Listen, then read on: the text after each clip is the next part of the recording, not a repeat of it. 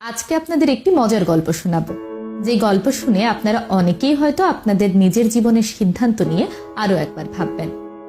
একবার এক ভদ্রলোক একটি পাত্রে পানি নিয়ে তাতে একটি ব্যাঙ ছেড়ে দিয়ে সেখানে তাপ দেওয়া শুরু করলেন। ব্যাঙটিও সেই তাপমাত্রা বৃদ্ধির সঙ্গে সঙ্গে নিজের শরীরের তাপমাত্রা বৃদ্ধি করে সেটিকে একটি সহনীয় পর্যায়ে নিয়ে যেতে লাগলো। আমরা জানি ব্যাঙ কিন্তু তার শরীরের তাপমাত্রা বাড়াতে কমাতে পারে।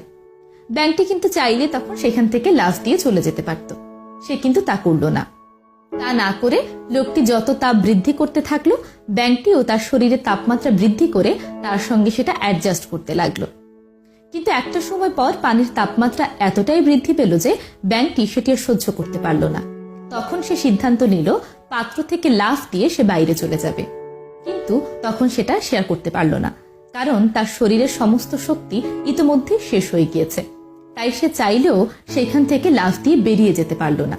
তাই একটা সময় পর ফুটন্ত গরম পানিতে ব্যাঙটির মৃত্যু হয়।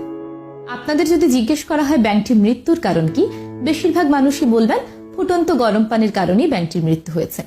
কিন্তু না, আসলে ব্যাঙটির মৃত্যু হয়েছে সঠিক সময়ে লাফ দেওয়ার সিদ্ধান্ত না নেয়।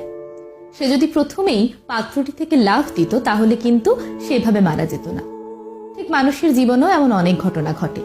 আমরা সঠিক সময়ে সঠিক সিদ্ধান্ত নিই না, যার কারণে অনেক সময় আমরা নানা ধরনের বিপদে পড়ি।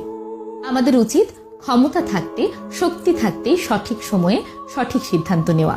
এর সহজ একটা উদাহরণ যদি দেই, সেমিস্টারের শুরুতে মানুষ খুব একটা লেখাপড়া করতে চায় না। বেশিরভাগ মানুষই ভাবে যে হ্যাঁ পড়বো, কালকে পড়বো, পরশু পড়বো।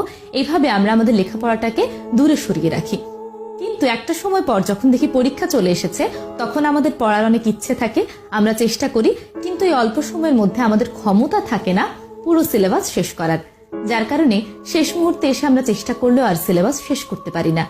তাই এই যে সিলেবাস শেষ করার সিদ্ধান্ত, এটা যদি আমরা বছরের শুরুতেই নিয়ে ফেলি, তাহলে কিন্তু এই সিদ্ধান্তের কারণে বছরের শেষে গিয়ে পরীক্ষায় আমরা ভালো করতে পারি।